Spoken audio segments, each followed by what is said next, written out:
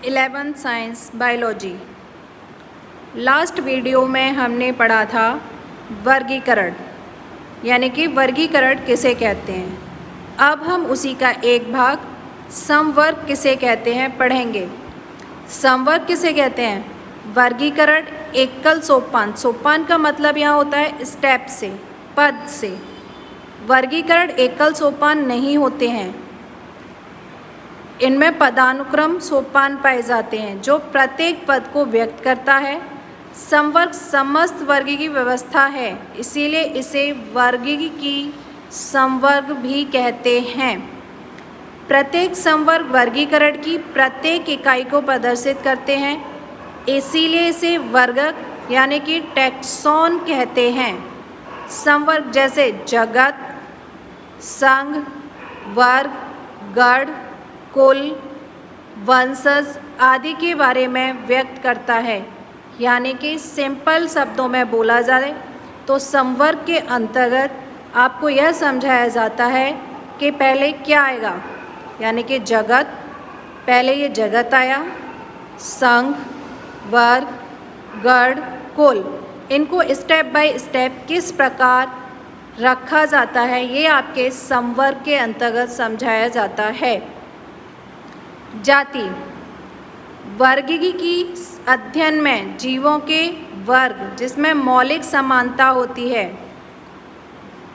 For example शेर, ये common name है जो हर स्टेट, हर कंट्री में अलग अलग होता है और भारत में शेर बोला जाता है। इसका साइंटिफिक नेम होता है पैंथरा लियो।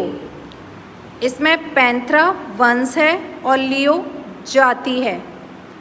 वंश जीनस, इंग्लिश में वंश को जीनस बोलते हैं। वंश में संबंधित स्पीशीज़ों का एक वर्ग आता है, यानी कि वंश के अंतर्गत स्पीशीज़ का एक समूह आता है, जाति का एक समूह आता है, जिसे जातियों के गुण के आधार पर इनको रखा जाता है। फॉर एग्जाम्पल आलू, टमाटर अलग अलग जाति हैं, लेकिन इन्हें एक ही वंश में रखा गया है, वो है सोलेनम वंश।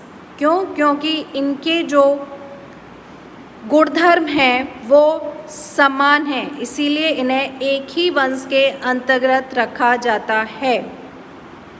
सेकंड आता है आपका कुल। वंश और जाति यानी कि स्पीशीज की तुलना में कम समानता होती है।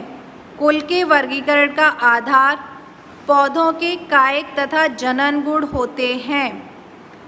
वंश सोलेनम, पिटूनिया तथा धतूरा को सोलेनेसी कुल में रखते हैं। क्यों? क्योंकि इनके आपस में कायिक तथा जनन गुण मैच होते हैं। नेक्स्ट आता है आपका गण, जिसे हम बोलते हैं ऑर्डर। गण जाति, वंश व कुल के आधार पर रखे जाते हैं। नेक्स्ट है आपका वर्ग। इस वर्ग में संबंधित गुण आते हैं। प्राइमेट्स जैसे बंदर, गोरिल्ला आदि। मैमेलिया वर्ग में बाघ, बिल्ली तथा कुत्ते को रखा जाता है। संघ वर्ग जिसमें जंतु, मछली, उभयचर, सरीसृप, पक्षी, स्तनधारी आदि आते हैं, जिन्हें संघ कहते हैं।